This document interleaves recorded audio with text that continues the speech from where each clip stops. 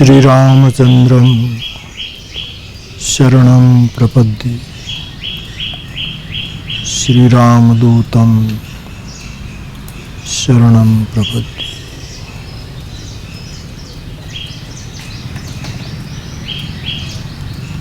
आज के संवाद के आरंभ में फिर एक बार सभी को मेरा प्रणाम। जय सिया राम।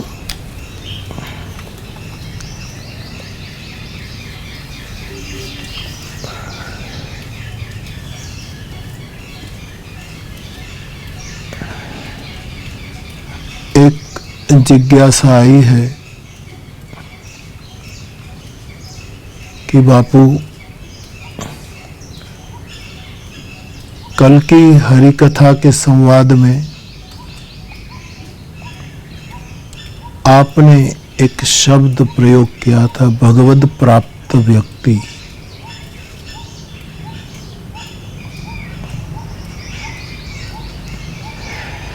आपने पूछा है कि भगवद प्राप्त व्यक्ति को हम कैसे पहचानें।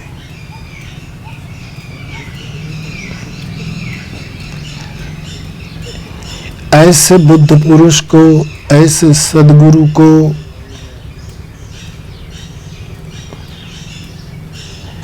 ऐसे संत फकीर को, साधु को हम कैसे पहचानें।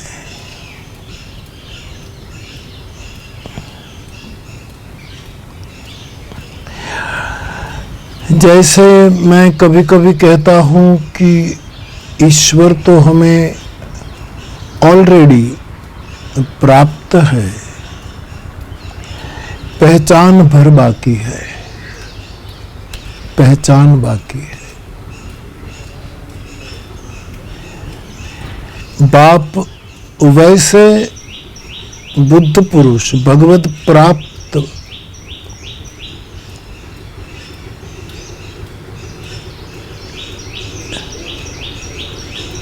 परम चेतना जो विग्रह में आकारित है,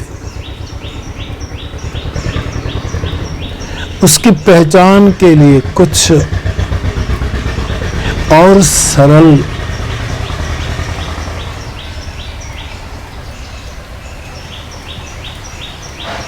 सूत्र बताएं।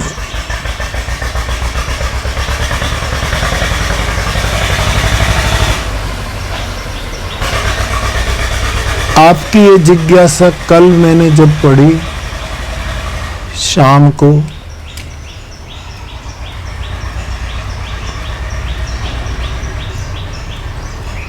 तो मेरे मन में भगवत प्राप्त व्यक्ति की बहुत व्याख्याएं, बहुत लक्षण, बहुत उसके स्वभाव के बारे में बातें उमड़ रही थी।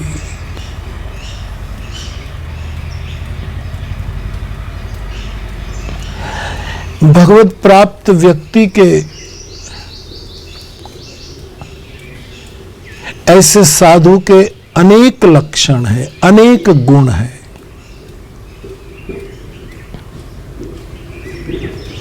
रामचरितमानस में तो भगवान राम को देवर्षि नारद जी ने जब पूछा कि आपके मुख से मुझे संत के लक्षण बताओ, ऐसे साधु के लक्षण बताओ, तब लक्षण कहते कहते प्रभु कहते हैं, नारद कहि सक न सारद शेष, नारद सुनत पद पंकज गए।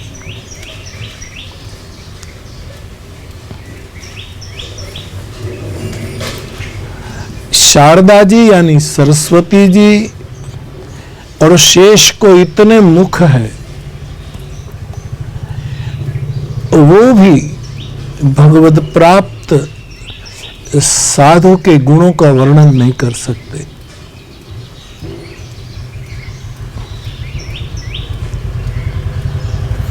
मैं अपने मुख से ऐसे साधु का वर्णन करूं तो भी पर्याप्त नहीं होगा। असदीन बंधु कृपालु अपने भगत गुण निज मुख कहे।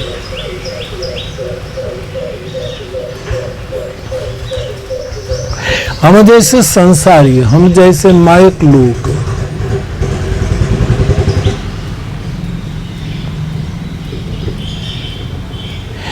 अभी हम परिवारजनों को भी ठीक से नहीं पहचान पाए।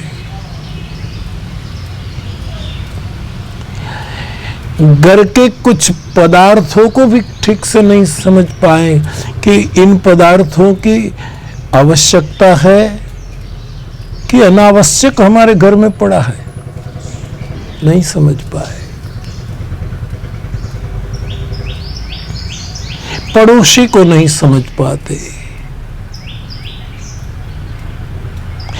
अरे छोड़ो, खुद तक पहचान नहीं हमारी। ऐसे में भगवत प्राप्त व्यक्ति की परख कैसे हो? बड़ी प्यारी जिज्ञासा है, क्योंकि ये शब्द मैंने शायद कल ही यूज किया है।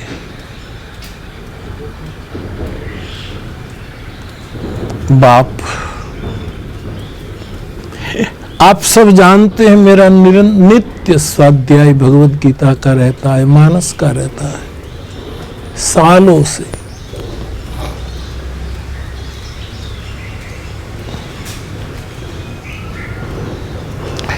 मैंने कभी दादा के जो पंच सूत्र मुझे बताए थे वो आपको कहे हैं, याद दिलाओ।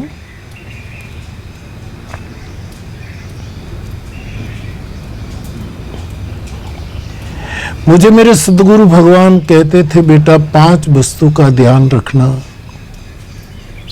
ये पंचशील है।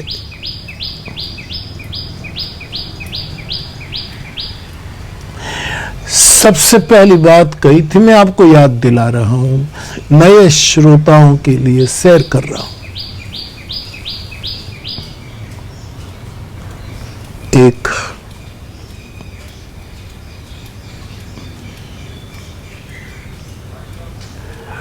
जहां तक संभव हो किसी भी मूल्य पर,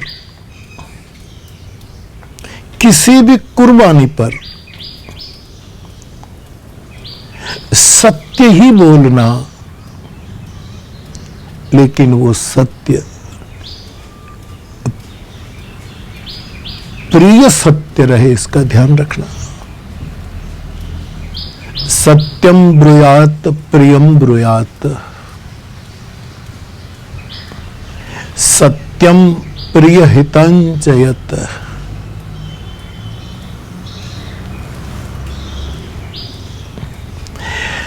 दादा बहुत व्यवहारू रहे। आपने मुझे जो शब्द कहा था, जहां तक संभव हो प्रिय सत्य बोलना। हम संसारी हैं, नहीं निभा पाते, लेकिन इतना कठिन भी तो नहीं है कि हम कर ही न पाए।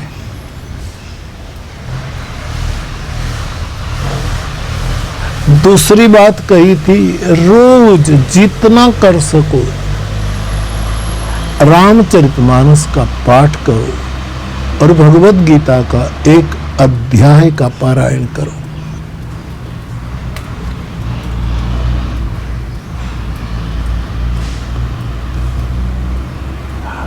तीसरी बात कही थी, बेटा अहंकार से सावधान रहियो। कब अहंकार आ जाए कोई पता नहीं, किस दरवाजे से आ जाए कोई पता नहीं।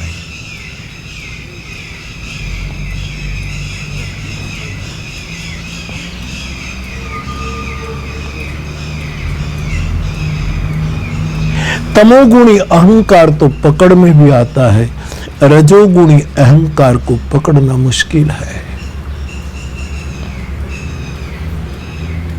मैं इतना पूजा पाठ करता हूं, मैं इतना ध्यान करता हूं, मैं इतना सत्कर्म करता हूं, मैं यज्ञ करता हूं, मैं फला फला, ये अच्छी बात है, लेकिन ये रजोगुणी अहंकार है।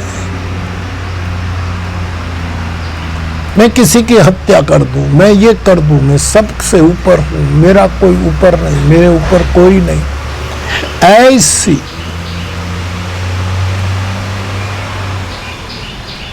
मुखरता एक तामसी अहंकार है।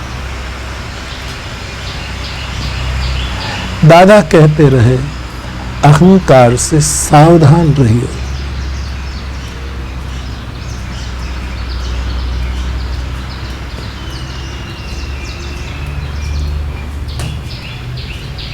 चौथी बात जिस पर मैं मेरी कथाओं में, प्रवचनों में, बातचीत में, संवादों में निरंतर कहता हूं, ईर्ष्या, निंदा और द्वेष से दूर रहियो,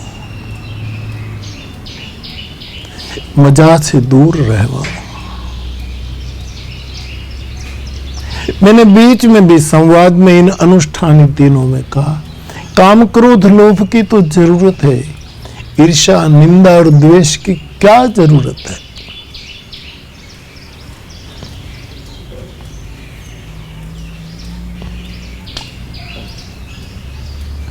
इससे दूर रहियो।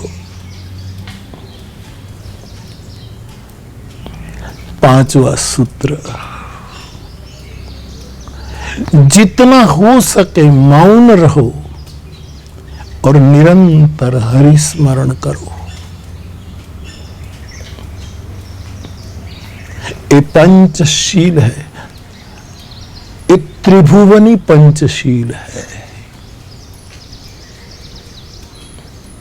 ये तलगा जरड़ीय पंचशील है।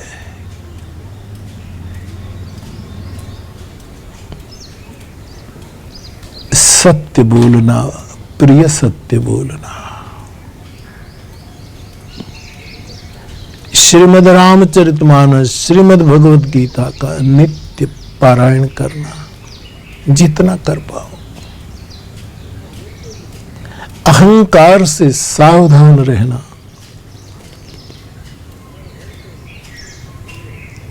ईर्ष्या, निंदा और द्वेष से दूर रहियो।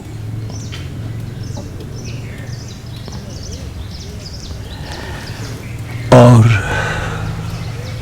जितना हो सके मौन रहो और हरि सिमरन निरंतर करो।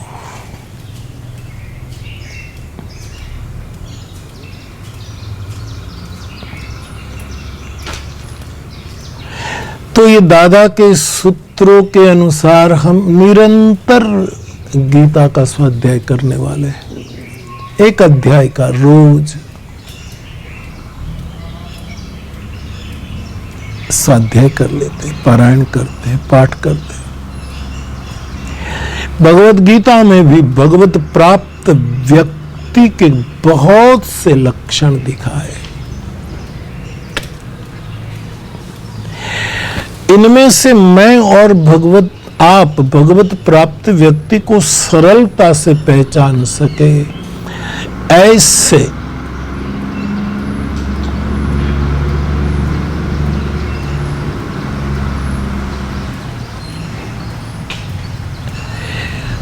कुछ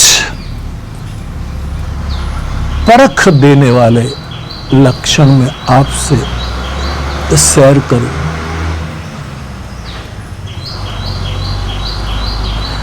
भगवान श्री कृष्ण कहते हैं, वो मुझ में बिल्कुल जुड़ गया है, ये मुझे प्राप्त कर चुका है साधु। जिसमें ये हो, सुनिए। पहली बात भगवान योगेश्वर ने कही, ज्ञान विज्ञान तृप्तात्मा।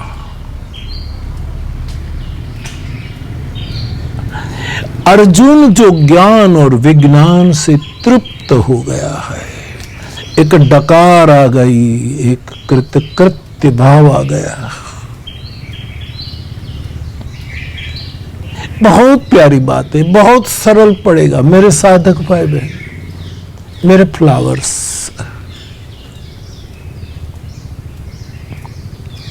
ज्ञान विज्ञान तृप्त आत्मा।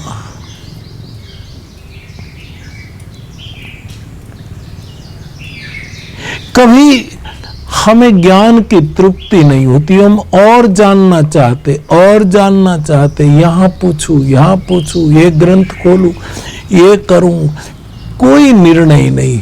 ज्ञान की भूख यद्यपि ठीक है,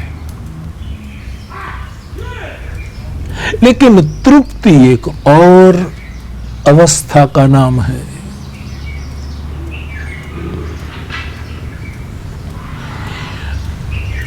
और विज्ञान से भी जो तृप्त हो गया,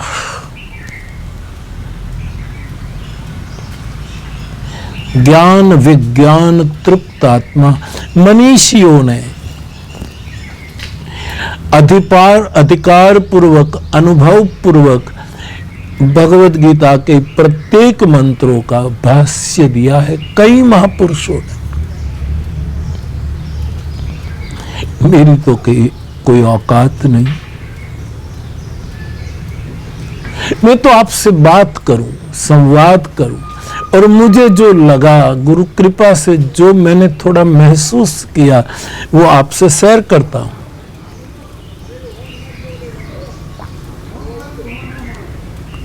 ज्ञान विज्ञान तृप्तात्मा, छोटी सी ही बात। ज्ञान मानी योग। मैं लंबा संभाषण नहीं करूंगा।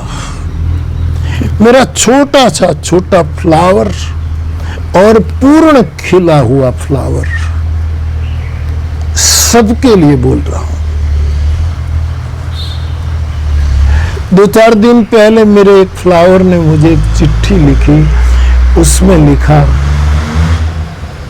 गुजराती में लिखा था, बापू मैं तो फ्लावर भी नहीं हूं, गुजराती में लिखा, हूं तो फूलनो हजी डोडवो छू। डोडवो गुजराती शब्द है, मानी अभी कली हूं, बहुत प्रक्रिया से गुजरना है मुझे, धीरे धीरे विकसित होना है, पूर्ण रूपेण मुझे फ्लावर होना है। जैसे गुरुदेव रविंद्रनाथ टैगोर कहते थे, कमल की हर एक पंखुड़ियां खुल जाए, पूर्णतः वो निर्वाण है।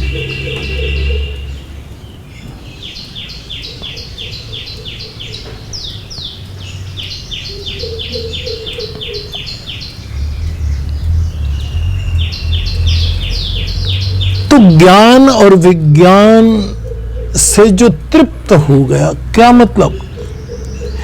ज्ञान को हम योग कहते हैं और विज्ञान को हम प्रयोग कहते हैं। सीधी सी व्याख्या। मैं आपको पढ़ा नहीं रहा हूं। आजकल ये लॉकडाउन के लिए सभी बच्चे ऑनलाइन पढ़ते हैं अपने अपने कमरे में, प्रश्न पूछते हैं, टीचर कहता है। यहाँ कोई छात्र और टीचर का भेद नहीं है, लेकिन आप ऐसा समझिए ना कि रोज 50-1 घंटे का ये आपसे मेरा ऑनलाइन संवाद है।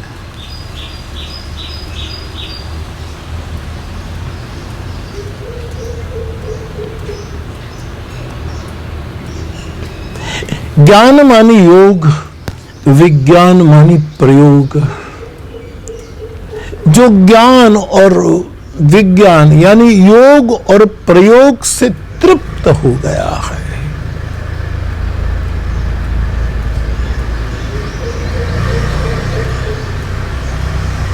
वो भगवत प्राप्त व्यक्ति है।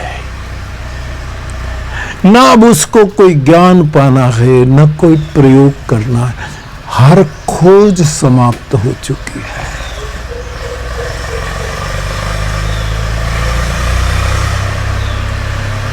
हर ज्ञान, हर विज्ञान विराम ले चुका है।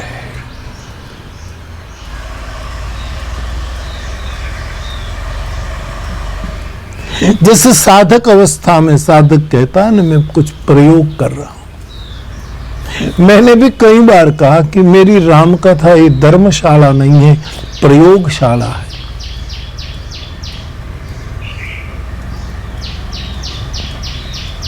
लेकिन करते करते करते करते करते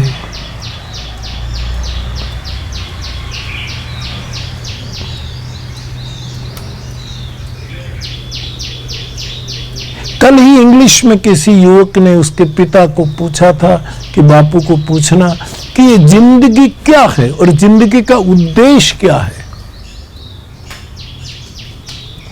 जिंदगी क्या है ये तो हम जी रहे हैं, आप भी जी रहे हैं, मैं भी जी। और उद्देश्य क्या? उद्देश्य को छोड़ो, तृप्त हो जाओ। निरुद्देश्य, निरुद्देश्य।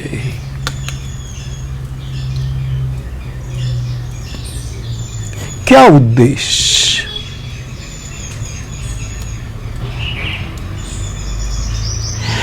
उद्देश्य निश्चित अच्छी बात है। साधना के क्रम में ये भी तो स्वीकार्य, आपने उद्देश्य निश्चित किया लेकिन वहां तक न पहुंच पाए, सफल नहीं हुआ, तो उद्देश्य उदास कर देगा। कभी कभी तो उद्देश्य की ओर जितनी हम गति करते हैं इतना उद्देश्य दूर चला जाता है। क्यों ना हम सब कुछ विरमित कर दें। ज्ञान विज्ञान तृप्तात्मा।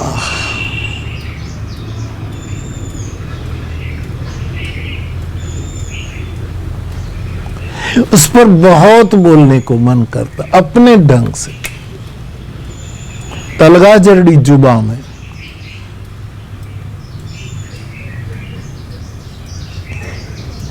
लोग मुझे कहते हैं बापू संवाद का समय बढ़ा दो ना, 2 घंटे कर दो ना, 3 घंटे कर दो ना। ये तो आपका सद्भाव है।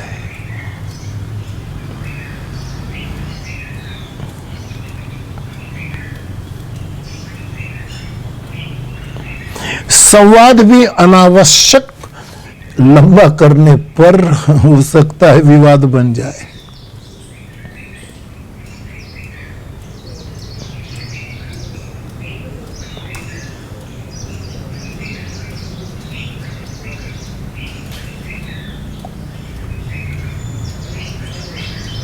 न अब कोई ज्ञान योग, न कोई प्रयोग, न योग न प्रयोग। भगवत प्राप्त साधु का ही लक्षण है।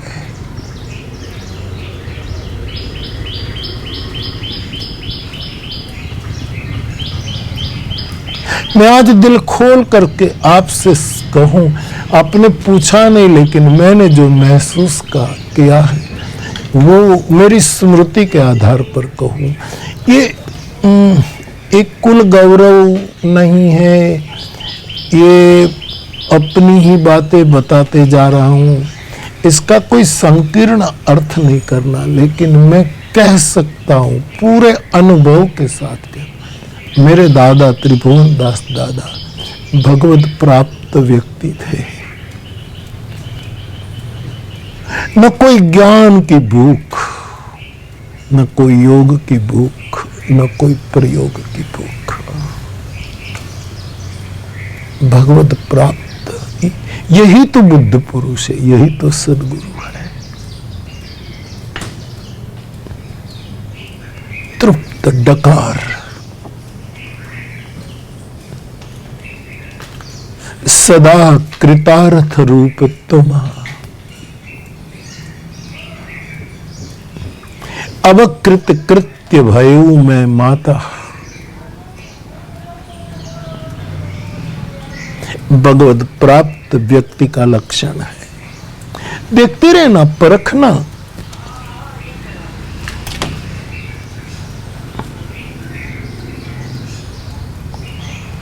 भगवान कृष्ण कहते हैं भगवत प्राप्त व्यक्ति का दूसरा लक्षण है कुटस्थो। कुटस्थो जो बिल्कुल विकार मुक्त है। हमारे यहां 3 शब्द है, कुटस्थ, मध्यस्थ, तटस्थ।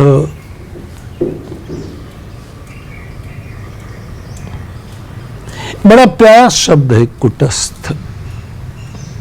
कुटस्थ वो है, न तटस्थ भी है न मध्यस्थ भी है, न कोई तट पर खड़ा खड़ा मार्गदर्शन कर रहा है और ना दूध दही दोनों में खेल रहा है, मध्य में रहकर।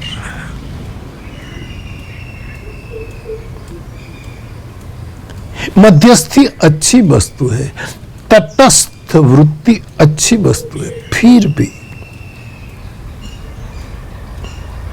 एक कुटस्थ शब्द बहुत विशेष प्रिय लगता है।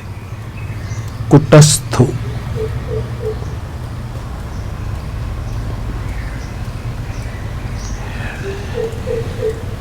मैं तो भगवत गीता के श्लोकों का पारायण कर लेता हूं, भाषांतर नहीं समझ में आए तो अब सालों से पाठ कर रहा हूं तो समझ में ही आ जाता है।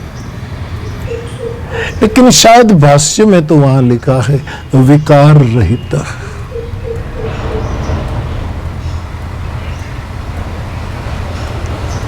कुटस्थ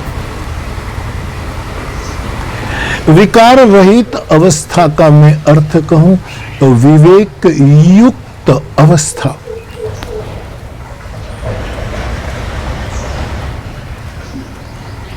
जहां है न तटस्थ न मध्यस्थ, जहां है वहां कुटस्थ, लेकिन जिसमें जो बिल्कुल बिल्कुल ऐसे ही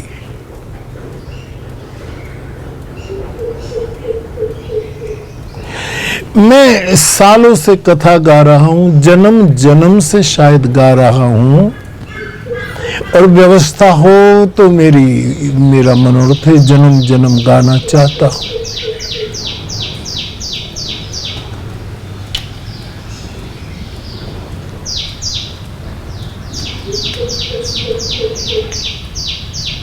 वक्ता न तटस्थ होना चाहिए न मध्यस्थ, वो कुटस्थ होना चाहिए।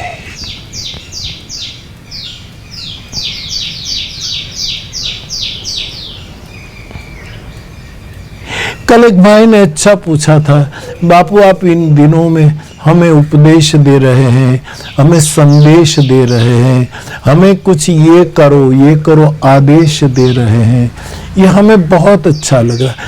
मैं स्वागत करता हूं, आपके सद्भाव को मैं नमन करता, लेकिन आपने मुझे ठीक से सुना नहीं प्यारे। सुनो तो केवल सुनो और ठीक से सुनो।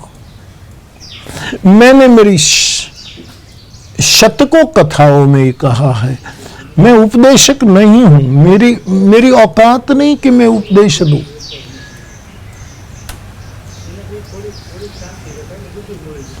मैं संदेशक भी नहीं कि मैं आपको कोई संदेश दूं,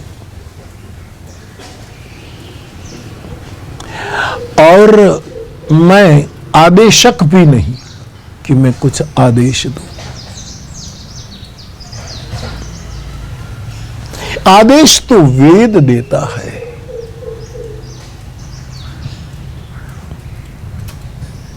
बुद्ध पुरुष देता है। कहेंगे सत्यम ब्रूयात प्रियम ब्रूयात, स्वाध्याय प्रवचनाभ्याम न प्रमदितव्यम। आदेश आदेश, मामेकम शरणम ब्रज।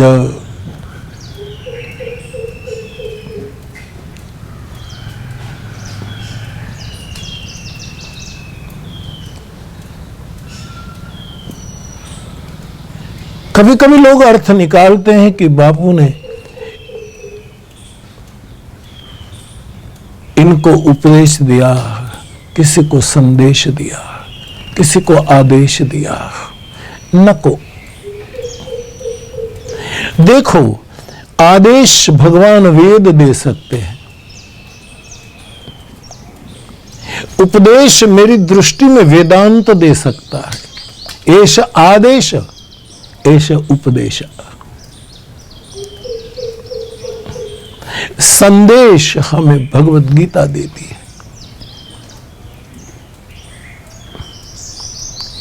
हम जोड़िया धाम में जब गीता जयंती के अवसर पर इकट्ठे होते हैं तो गीता जयंती की सुबह जब समापन की ओर जाता है तब मुझे बोलना होता है। तब हमेशा आयोजक या जो भी हो वो हमेशा कहते हैं अब बापू गीता संदेश देंगे। मैं तो एक माध्यम बन जाता हूं। संदेश तो कृष्ण देता है, यद्यपि कृष्ण आदेश भी देता है, उपदेश भी देता है, संदेश भी देता है। मेरी ये औकात नहीं। आप मुझे ठीक से समझो तो मैं कुटस्थ लेकर संवाद कर रहा हूं, न उपदेशक हूं, न संदेशक हूं, न आदेशक हूं, मैं केवल संवादक हूं।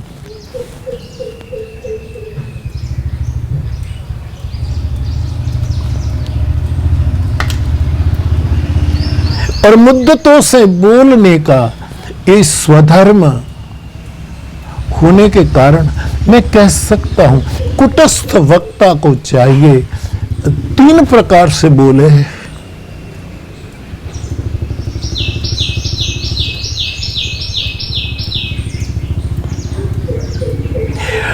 जैसे प्रज्ञा पुरुष विनोबा जी ने आचार्य संघ की परिकल्पना दी, तब कहा था कि आचार्य संघ के 3 सूत्र होने चाहिए: निर्भय, निष्पक्ष, निर्वैर। मुझे बहुत पसंद है ये।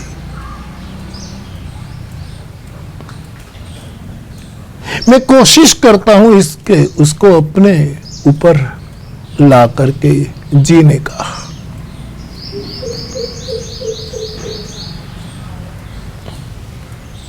कुटस्थ रहना मेरा मतलब है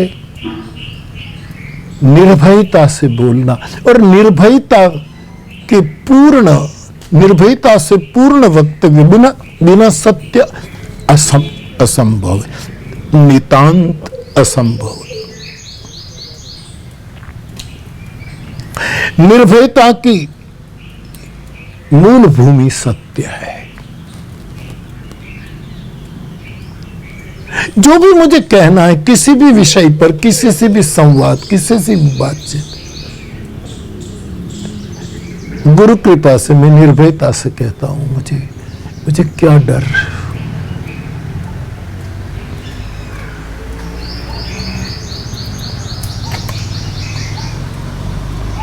और मैं निष्पक्षता से बोलता हूं, मुझे कोई पक्षापक्षी नहीं।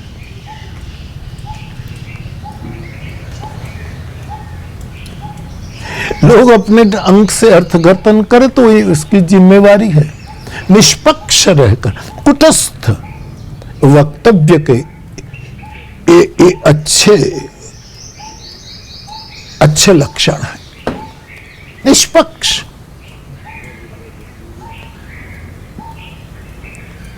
मैं बार बार सालों से कहूं, एक निश्चित दूरी, सम्मानित दूरी, प्रामाणिक दूरी, आवश्यक दूरी, हितकर और परम हितकर दूरी, जिसमें स्व और सर्व का कल्याण हो।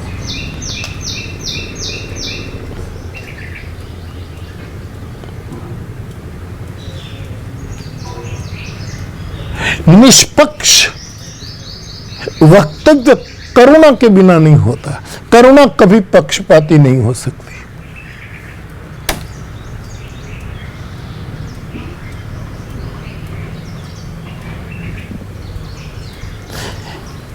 करुणा मानिए कि जल है और वो पर्याप्त रूप में देना। लेकिन ये कटोरा है तो वो इतना ले पाएगा, एक बड़ा पात्र इतना ले पाएगा। करुणा की वर्षा अपनी पात्रता के अनुसार हम ग्रहण करते हैं, रिसीव करते हैं। करुणा की बारिश निष्पक्ष है।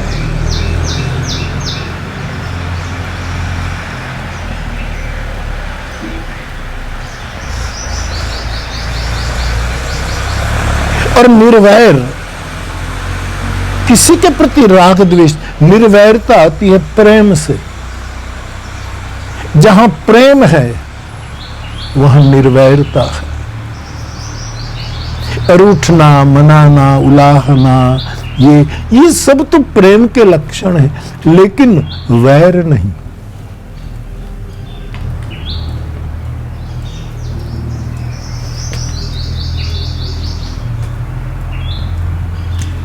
कुटस्थ भगवत प्राप्त का लक्षण है, जो निष्पक्ष है,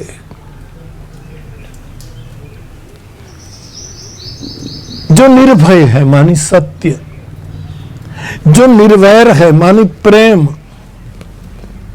जो निष्पक्ष है मानी करुणा। ज्ञान विज्ञान तृप्तात्मा कुटस्थो विजितेंद्रिय। भगवत प्राप्त बुद्ध पुरुष के लक्षणों में योगेश्वर प्रभु बोले, जिन्होंने ठीक से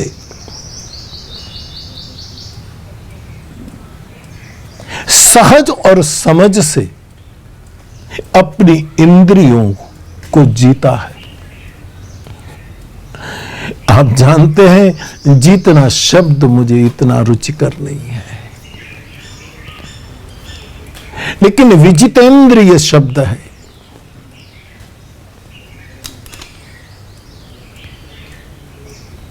जीत ली। अब जीतना, किसी को भी जीतना, इंद्रिय को जीतो, इंद्र को जीत लो, ये जीतना मेरे स्वभाव का अनुकूल नहीं। लेकिन विजितेंद्रिय, इसकी बात करूं तो जिसने मूल 5 इंद्रियों को विवेक से भर दिया है।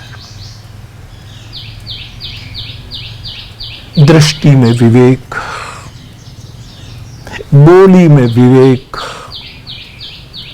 श्रवण में विवेक, स्पर्श में विवेक,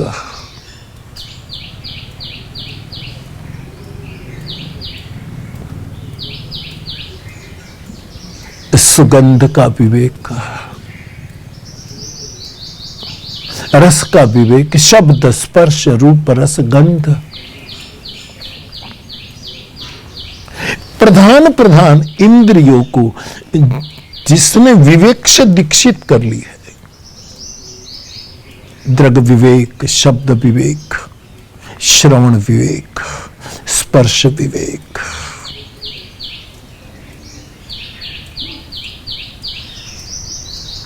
रस विवेक, ये है मेरी समझ में। देखो भाई, विजितेंद्रिय,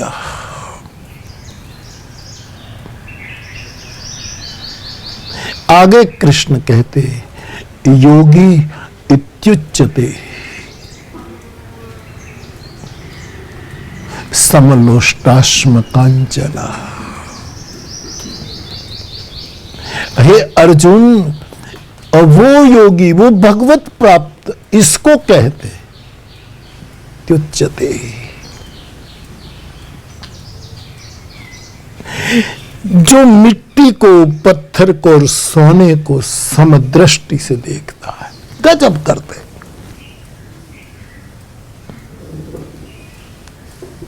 सोना भी जिसकी दृष्टि में वो ही, मिट्टी भी वो ही, पत्थर भी वो ही।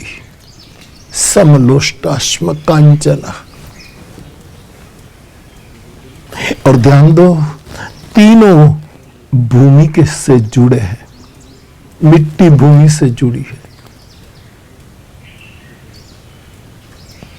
पत्थर भूमि से जुड़ा है, और सोना भी तो भूमि से जुड़ा है।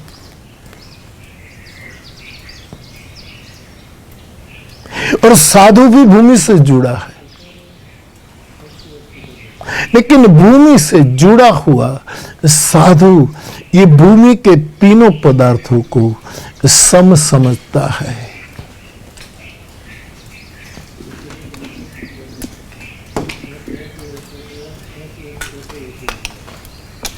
मूर्ति महान होती है, अलंकार नहीं। कितने भी हीरे जवेरात के अलंकार हम अपने ठाकुर जी को मूर्ति को चढ़ाए, लेकिन प्रधान तो मूर्ति है। सोने से अलंकार बनता है, लेकिन प्रधान तो पत्थर है जिससे मूर्ति गढ़ी गई।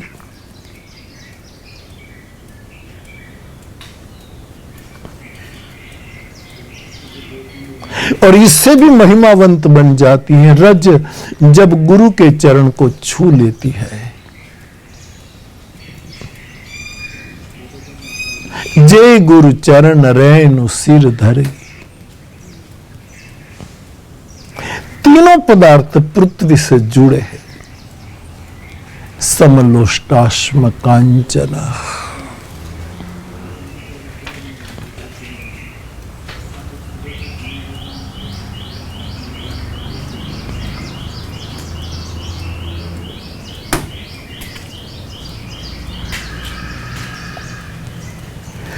रज को गुण,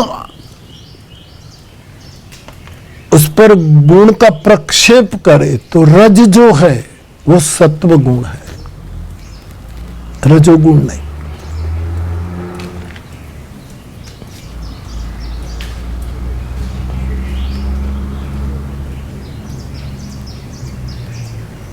पत्थर है तमोगुण है, सोना सत्व गुण है। लेकिन भगवत प्राप्त व्यक्ति ये तीनों को या तो सम मानता है या तो तीनों से ऊपर उठ जाता है। समलोष्टाश्म कांचना,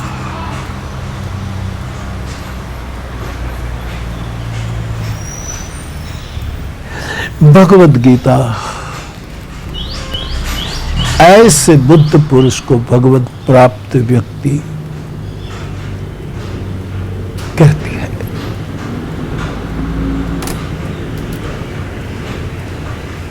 परखा जाएगा बुद्ध पुरुष, खूब देखना। जो ज्ञान विज्ञान से तृप्त हो गया है, न कोई योग न कोई प्रयोग, न धर्मो न चार्थो न कामो न मोक्ष, चिदानंद रूप शिवोहम शिवो। जो कुटस्थ हो गया है, न तटस्थ न मध्यस्थ, कुटस्थ जहां है वहां निर्वैर निर्भय निष्पक्ष, न उपदेश न आदेश न संदेश, केवल संवाद।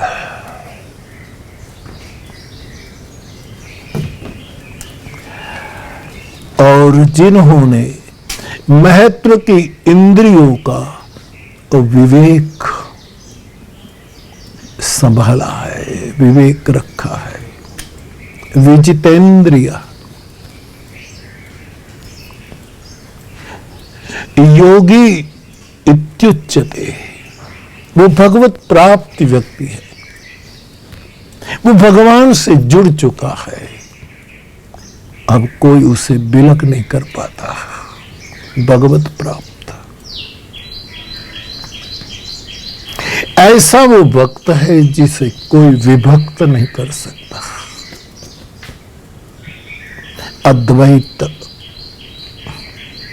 और रज पत्थर और सोने को जो सम मानता है,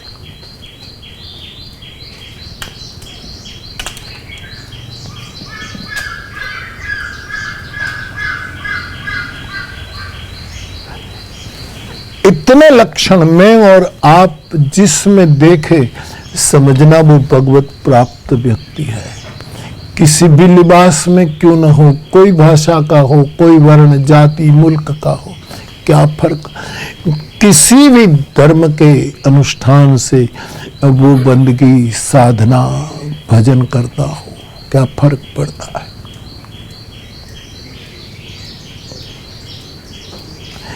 योगी इत्युच्यते, उसको भगवत प्राप्त व्यक्ति कहते हैं।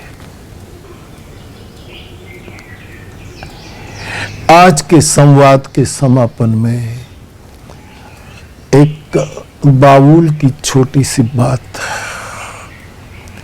मैंने बाउल की किताब से पढ़ी।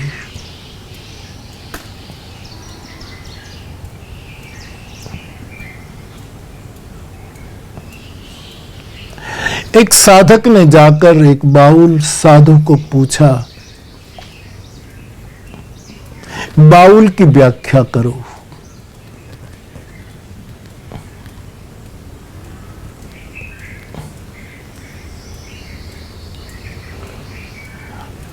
उसने कहा,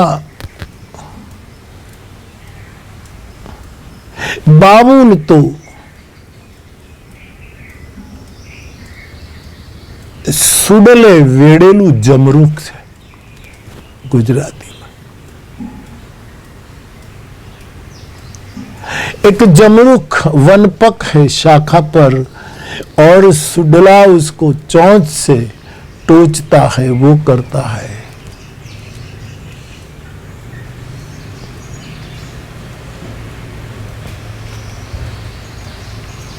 और ऊपर से गिर जाता है मिट्टी में, वो हो जाता है। न भगवान के थाल का भोग बना, न किसी के पेट की तृप्ति बना,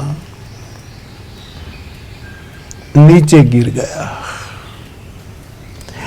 स्वादु था, सुंदर था, रसमय था, लेकिन नियति ऐसी कि गिर गया। लेकिन उसको कोई दुख नहीं। सुडले वेडेलू जमरूख, जैने रुवे रुवे छलके सुख। मिट्टी में गिरा वो जामफल, वो जमरूख सोचता है, आम ले लो, कैरी ले लो, कि मैं भगवान का भोग न बनी, किसी के उदर की तृप्ति का कारण न बनी, नीचे गिर गई। लेकिन चींटियों ने, कीड़े मकोड़े ने मेरा स्वाद लिया, और मुझे खाते खाते खाते खाते मुझे मेरे बीज की पहचान करा दी। जो बीज को देखते ही, जिस पेड़ से ये मैं गिरा, वही वृक्ष इस बीज में मुझे दिखता है।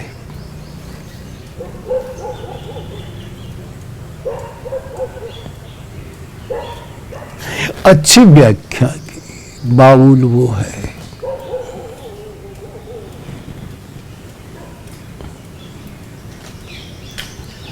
मुझे कोई पूछे कि बापू इन दिनों में आप बाउल की बातें बहुत करते हैं, वैसे पहले भी कहता था, लेकिन अब तो एक किताब पढ़ते ज्यादा बोल रहा हूं। बाउल का मुझे कोई अर्थ पूछे तो मैं कह सकता हूं, बा मानी बालक,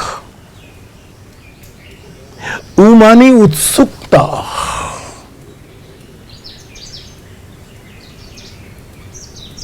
और ल मानी जिसको लवलेश चिंता नहीं है। बालक की उत्सुकता, मस्ती, रुदन, नर्तन, और कोई चिंता नहीं। कह कबीर दास को तीनों लोक भय नहीं, जो कल मैं कह रहा था। वरना तो हम सब भयभीत है।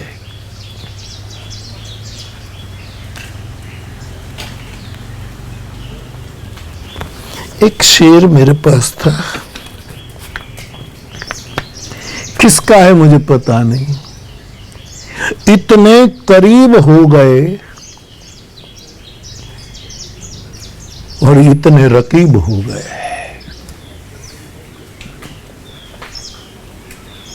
इतने करीब हो गए, इतने रकीब हो गए। वो भी अदीम साहब का शेर है, सॉरी। इतने करीब हो गए, इतने रकीब हो गए, वो भी अदीम डर गए, हम भी अदीम डर गए। इतने करीब हो गए, इतने रकीब हो गए, वो भी अदीम डर गए, हम भी अदीम डर गए। मैं अपने ढंग से बाउल की व्याख्या करूं, बालकवत उत्सव और उत्साह में डूबा, वो मानी उत्सव उत्साह में डूबा।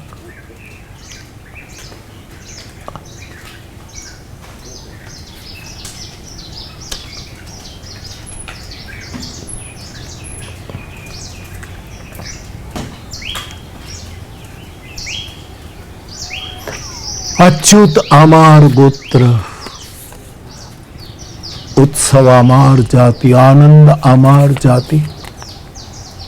बालकवत जो कायम रहता है, उत्साह और उत्सव से भरा है और लवलेश चिंता नहीं। मैं ऐसे साधु को बाउल कहूंगा।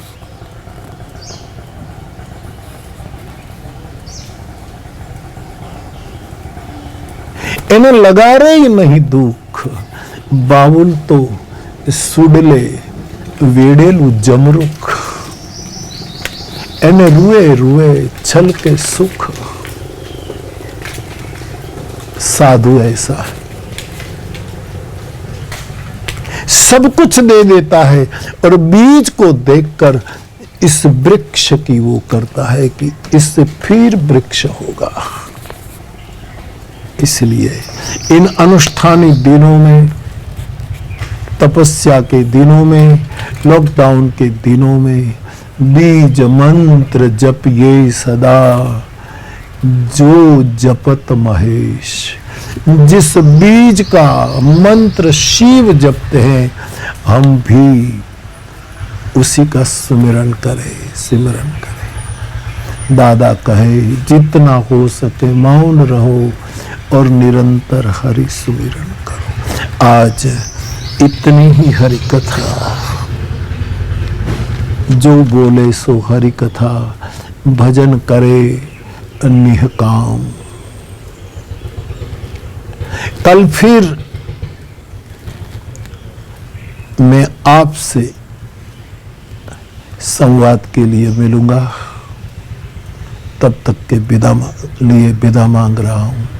सर्वे भवन्तु सुखिनः, सर्वे सन्तु निरामयाः। खुश रहो बाप, खुश रहो। जय सिया राम।